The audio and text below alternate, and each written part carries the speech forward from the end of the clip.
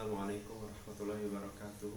Nama saya Janfri Syahputra dari kelas 12 IPA 3, absen 16. Hari ini saya akan membuat praktikum percobaan sifat koligatif penurunan titik beku larutan.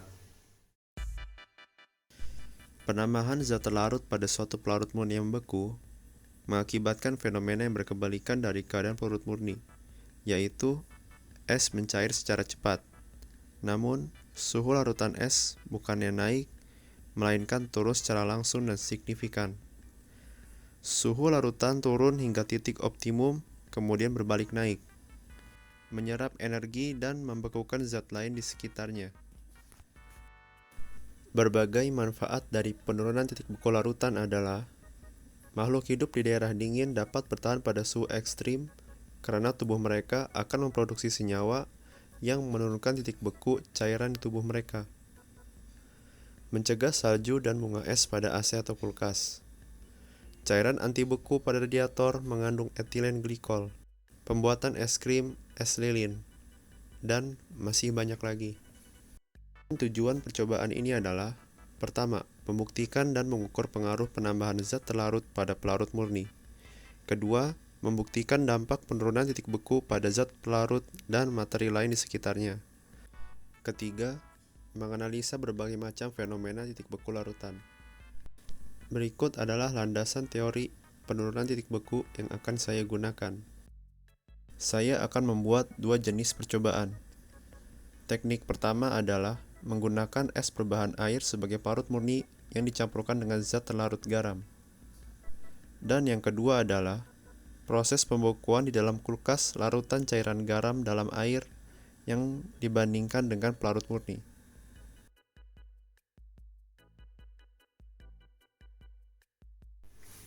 Dalam percobaan ini, saya akan membuat es mambo. Berikut adalah bahan-bahannya. Berikut adalah alat dan bahan yang akan saya gunakan dalam praktikum percobaan ini. Bahan-bahan yang akan digunakan adalah sebongkah es batu, susu cair, garam, plastik kecil, 2 buah wadah yang akan diisi es, dan salah satunya ditambahkan dengan garam. Berikut adalah objektif pada percobaan pertama: membandingkan pengukuran dengan 3 parameter pada 3 kondisi di bawah. Berikut adalah metode pada percobaan pertama. Pertama-tama, pecahkan es batu dengan menggunakan martil.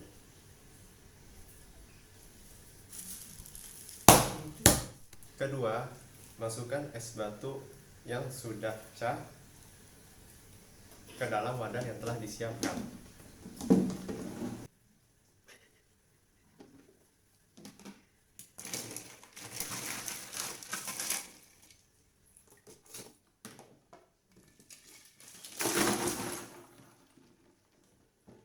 Lalu, masukkan garam ke dalam salah satu wadah yang telah diisi es.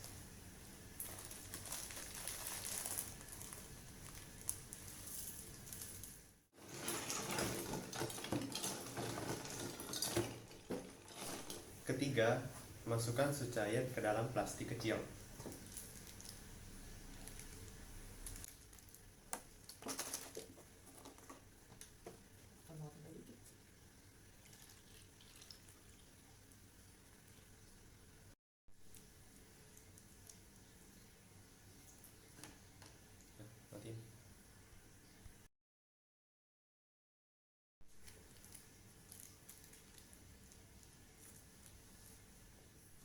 Lalu, masukkan es bambu tersebut ke dalam setiap wadah.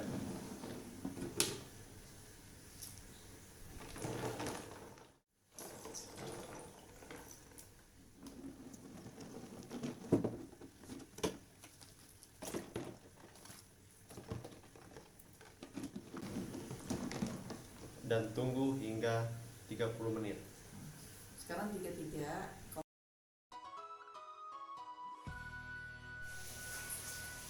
Assalamualaikum warahmatullahi wabarakatuh. Untuk melanjutkan praktikum percobaan ini, saya menyiapkan 3 gelas kecil berisi es, dan saya akan menambahkan 1 sendok makan garam ke dalam gelas kedua dan 2 sendok makan garam ke dalam gelas ketiga.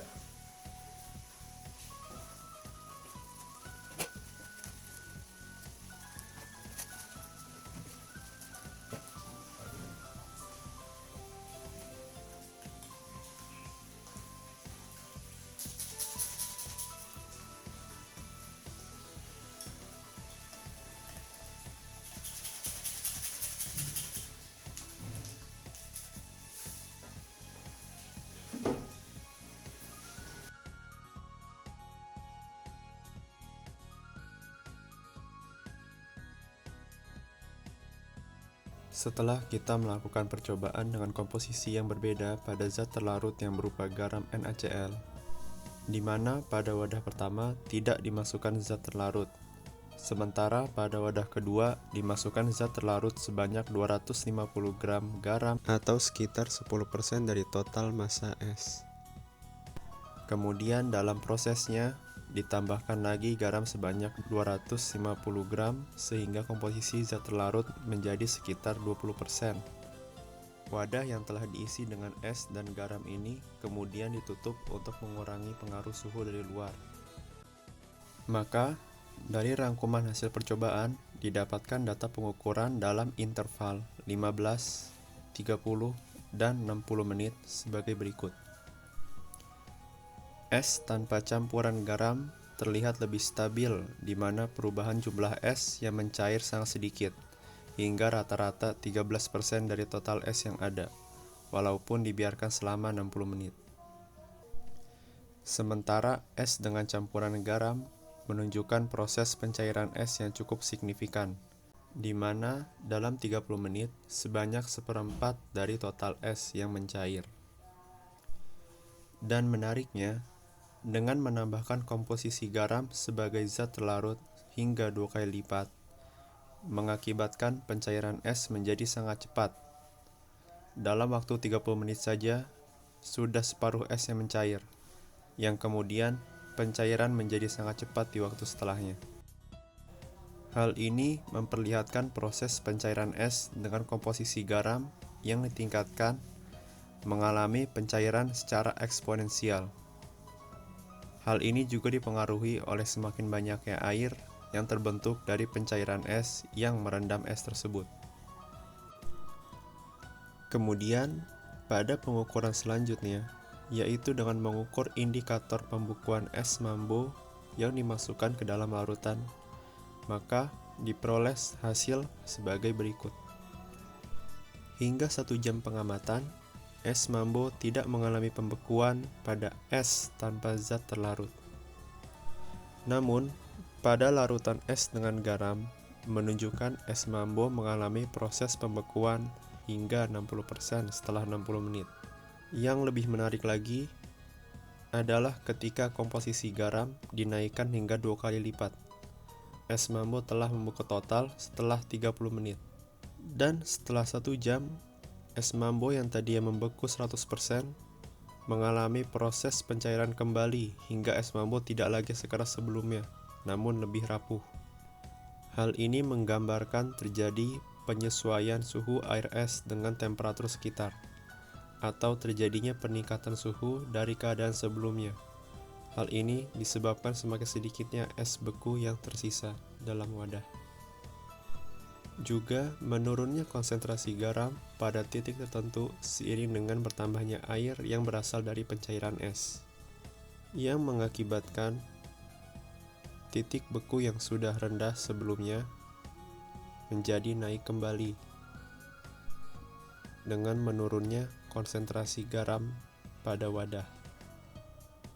Puncak dari percobaan ini adalah didapatinya perubahan suhu larutan yang diukur dengan termometer. Dari hasil percobaan memperlihatkan bahwa es tanpa campuran tidak mengalami perubahan suhu secara signifikan. Hal ini seiring dengan tingkat pencairan es yang sangat sedikit, sehingga peningkatan suhu hanya berkisar di 1-2 derajat Celcius di atas 0.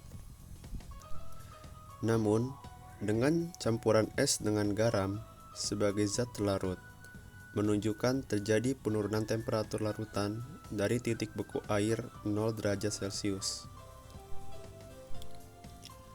Bahkan proses pencairan es menjadi larutan air yang signifikan, tidak menghambat penurunan temperatur larutan, atau bisa dikatakan temperatur larutan air es garam lebih rendah dari temperatur es, sekitar minus 8 derajat Celcius, dibanding dengan es, yaitu 0 derajat Celcius.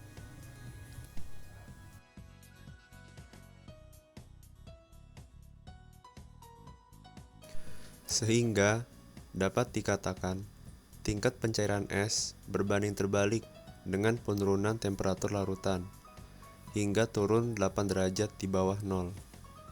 Dan temperatur larutan terus mengalami penurunan hingga di bawah 13 derajat Celcius dari titik beku air 0 derajat Celcius. Setelah zat terlarut ditambahkan pada larutan es garam hingga 2 kali lipat. Namun, temperatur kembali naik beberapa derajat setelah percobaan selama 1 jam. Berikut adalah ikhtisar pada percobaan pertama dengan tingkat pencairan, penurunan titik beku, dan pembekuan material lain.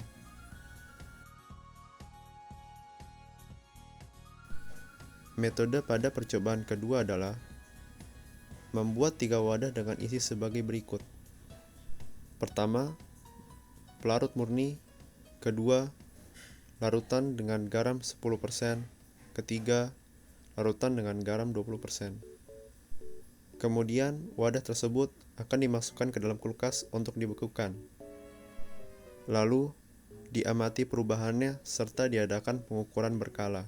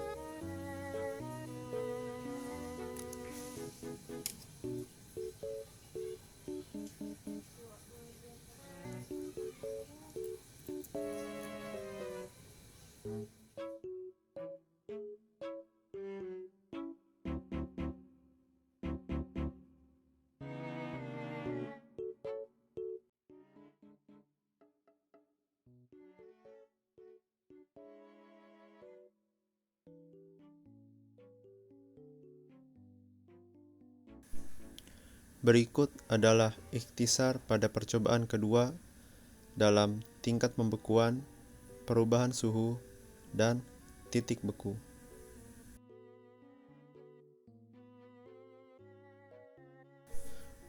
Proses penurunan titik beku. Ketika garam ditaburkan pada es pelarut murni, garam akan terurai menjadi ion penyusunnya, yaitu natrium atau sodium yang memiliki muatan positif dan klorin yang memiliki muatan negatif. Energi yang diperlukan dari pencairan es oleh garam diserap dari dirinya sendiri, yaitu air yang telah tercampur oleh garam, sehingga pencairan es tidak menghasilkan kalor, melainkan penyerapan kalor air larutan sehingga suhu air turun dan semakin dingin. Titik beku. Titik beku adalah suhu di mana pelarut cair dan pelarut padat berada pada kesetimbangan, sehingga tekanan uap keduanya sama. Kesimpulan yang dapat kita ambil dari percobaan ini adalah penaburan garam mempercepat proses pengembalian es menjadi air dan mempercepat terjadi perubahan suhu. Jadi, semakin banyak zat terlarut, semakin cepat pencairan dan perubahan suhu. Lalu, pencairan es oleh garam tidak meningkatkan suhu air seperti pencairan es murni, melainkan menurunkan suhu air dan titik beku air di bawah titik equilibrium atau 0 derajat Celcius. Semakin besar konsentrasi zat terlarut dalam larutan, semakin besar perubahan suhu titik beku larutan. Hal ini dimanfaatkan untuk mencairkan salju, mendinginkan atau membekukan makanan, dan pengawetan. Anti beku. Ion-ion dari garam menghalangi molekul air mengkristal menjadi es, sehingga larutan sulit untuk membeku. Semakin rendah titik beku, semakin sulit larutan membeku, namun semakin mudah mencair. Hal ini dimanfaatkan untuk membuat cairan pendingin atau radiator seperti etilen glikol yang sulit membeku. Munculnya kesetimbangan baru. Kesetimbangan baru terbentuk pada larutan, yaitu ikatan baru pada ion-ion, perpindahan kalor dan pertukaran energi, penurunan suhu, dan titik beku. Energi dingin.